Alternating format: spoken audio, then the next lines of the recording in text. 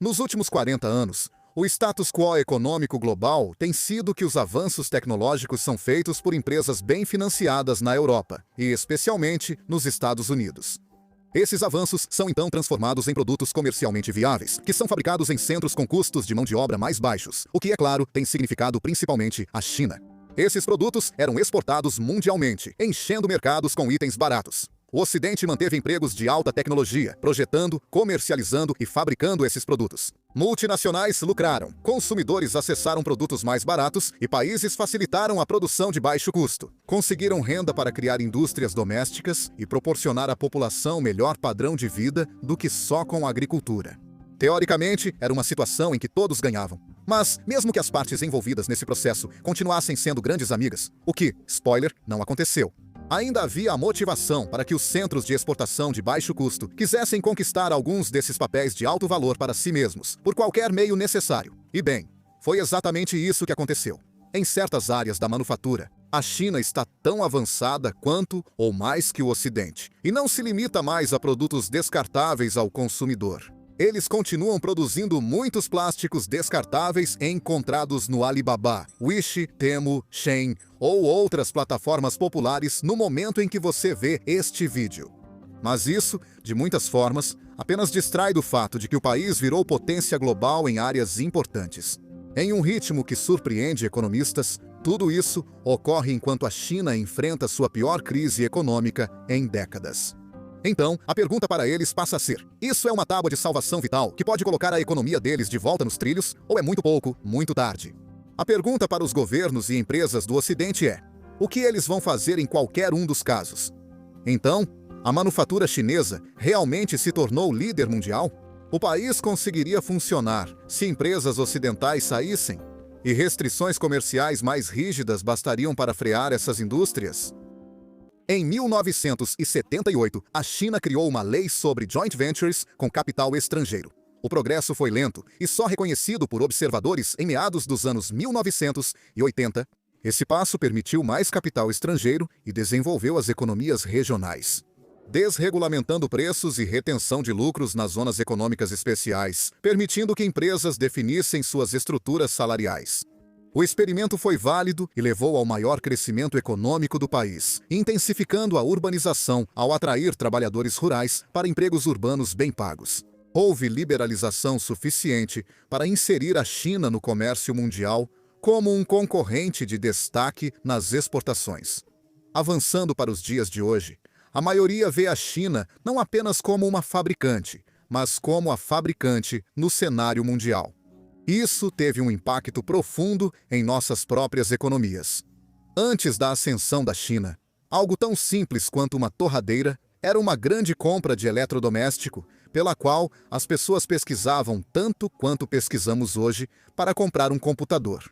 A manufatura chinesa possibilitou a compra de mais bens duráveis por preços menores. Por décadas, feito na China era visto como baixa qualidade. Sites como Alibaba, Wish, Temu e Shein reforçam esses estereótipos. Mas, com esforços de controle de qualidade e pressão externa, além de entenderem a evolução da concorrência, fabricantes chineses, principalmente os maiores, fizeram alguns jornalistas afirmarem que a antiga manufatura chinesa de baixa qualidade ficou no passado. Assim, a China se tornou líder mundial em qualidade e quantidade? Bem, sim e não. Ao analisarmos itens baratos online, a China quase sempre está por trás disso, principalmente pela viabilidade financeira. A Organização Internacional do Trabalho descobriu que os custos unitários de mão de obra na China são cerca de 20 a 40% dos custos de mão de obra dos Estados Unidos. Eles também têm custos baixos comparados à União Europeia, Japão, México, Coreia e à maioria dos países recém-industrializados e estabelecidos. Produzir caixas de som portáteis de $5 não faz sentido nos Estados Unidos, onde trabalhadores cegos recebem $25 por hora. Isso também vinha de uma dinâmica antiga que, por um tempo, fez com que nem tudo fosse produzido na China. A manufatura avançada foi menos terceirizada para a China, pois a mão de obra representa a menor parte do custo total. Uma aeronave, sendo altamente técnica, exige muita pesquisa e desenvolvimento e destaca a confiança das pessoas no produto. Esses empregos demandam equipamentos de manufatura mais avançados e menos técnicos, porém mais qualificados, diferentemente do iPhone, onde a mão de obra pesa mais no custo final. Era fácil manter esse tipo de manufatura avançada em lugares como o Zewatia e a Europa, porque era lá que estavam os trabalhadores qualificados e o conhecimento técnico. Se a China fabrica produtos avançados com igual ou melhor qualidade, até a pequena economia em mão de obra se torna atraente. A natureza humana e a percepção global também têm papel importante nisso. Eu sempre costumava brincar que ainda não estava pronto para voar em um avião fabricado na China.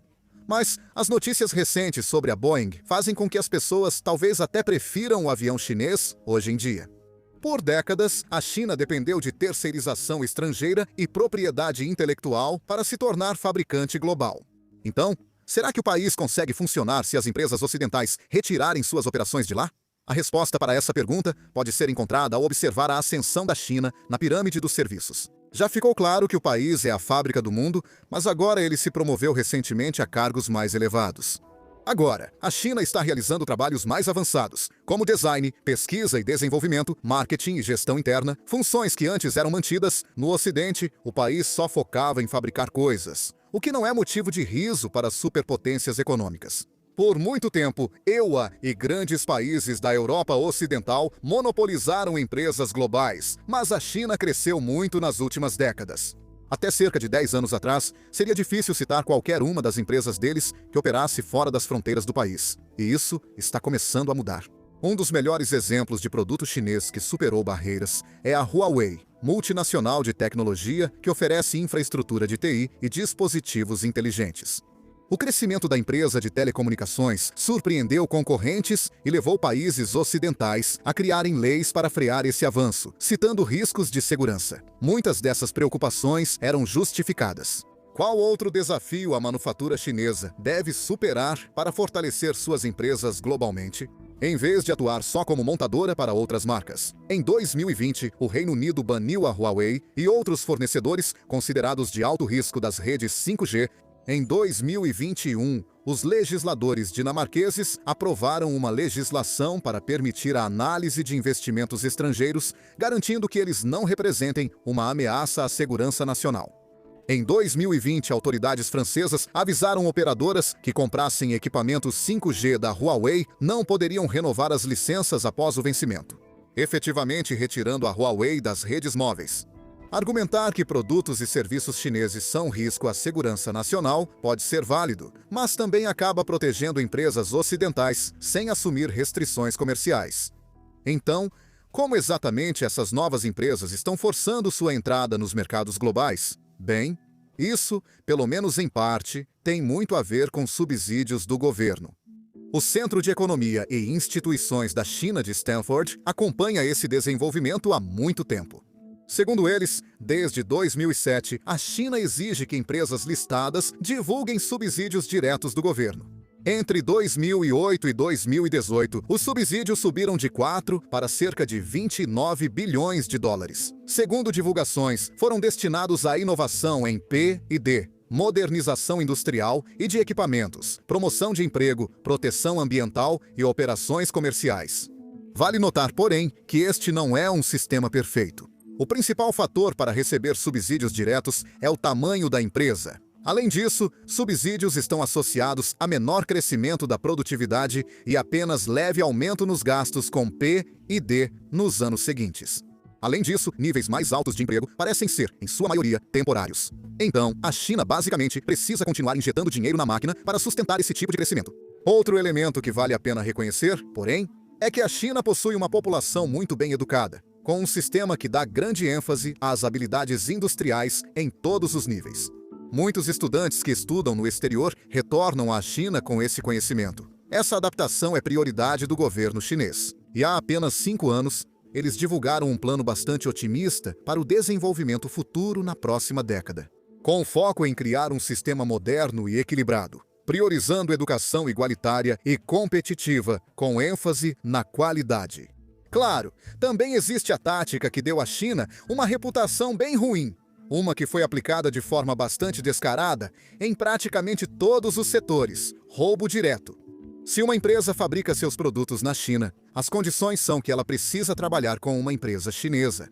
E, em muitos casos, os produtos que essas empresas chinesas estão fabricando são desmontados e copiados, sendo relançados como produtos próprios, com uma redução significativa de custo.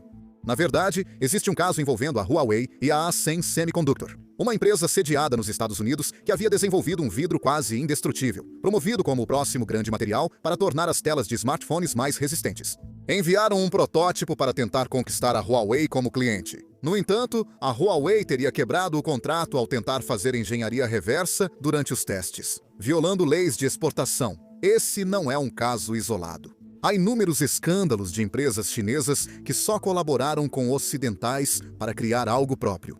Grande parte da produção da Tesla foi para a China, e há alegações de que os Model 3 chineses são melhor construídos que os feitos no Zewaia e Europa. A BYD da China é agora a maior fabricante mundial de veículos elétricos. Na Austrália, seus carros já diminuem bastante a fatia de mercado da Tesla. A Austrália não possui indústria automobilística local, então não se importa com a origem dos carros. A empresa começou fabricando baterias para outras. Depois, expandiu seus negócios a partir disso. Agora eles têm bons empregos e capacidade de fabricação, trazendo lucros de volta para a China, não para acionistas ocidentais. Agora, tudo isso é impressionante, considerando onde a China estava algumas décadas atrás. Mas há áreas que tornam a história de sucesso da China um pouco enganosa. Grande parte do crescimento da China veio da construção de casas em excesso para investimento, e não da manufatura que agrega valor. Isso é bom para os principais números econômicos, pois gera muitos empregos e valor, já que muitos gastam para construir casas. Porém, isso é insustentável. O mercado imobiliário entrou em colapso, causando uma grande retração no crescimento econômico, e problemas como o desemprego entre os jovens ficaram tão graves que o governo simplesmente parou de divulgar esses números.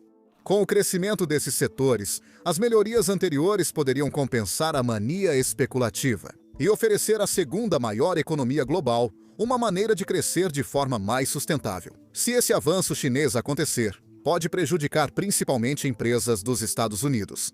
Os Estados Unidos já impuseram barreiras comerciais para proteger empregos locais. Ainda assim, sua economia é a mais poderosa do mundo devido ao alcance global de suas empresas. Eles não podem obrigar outros países a bloquearem exportações chinesas. O mais estranho é que, apesar das barreiras, a estratégia de exportação ainda funciona. A China tem atualmente o maior superávit comercial da história de qualquer país. Em junho de 2024, o superávit comercial da China foi de cerca de 99 bilhões de dólares. Isso, por enquanto, compensa as perdas do setor imobiliário debilitado, mas irrita outros países e aumenta pedidos por restrições comerciais. Um dos principais argumentos é que os subsídios da China são mais políticos que econômicos. Alguns dizem que os chineses distorcem mercados, causando superprodução e despejo de produtos baratos, trocando dinheiro por sucata. E isso, de forma alguma, como já foi dito, é algo recente. Na verdade, alguns desses conceitos remontam a quase 10 anos atrás. Um exemplo de uma batalha contínua pode ser encontrado nas energias renováveis, especificamente nos painéis solares. Uma indústria técnica e de alto valor agregado, em destaque na atenção global. Há cerca de 7 anos, a União Europeia havia estendido medidas anti-dumping e anti-subsídio para painéis solares, lâminas e células chinesas. Mas, avançando para os dias atuais, não parece que isso tenha feito muita diferença. Entre 2022 e 2023, as exportações desse setor para a Europa caíram cerca de 9%. Em termos de taxas de crescimento anual, Arábia Saudita, África do Sul, Malásia e Paquistão viram as importações da China aumentarem em mais de 100% em 2023 em relação ao total de 2022. Todos se tornaram mercados importantes para painéis e módulos chineses, tornando os 9% menos uma grande vitória e mais uma gota no oceano. Por ora, a resistência do Ocidente pode retardar o progresso do país, mas não parece capaz de impedi-lo totalmente.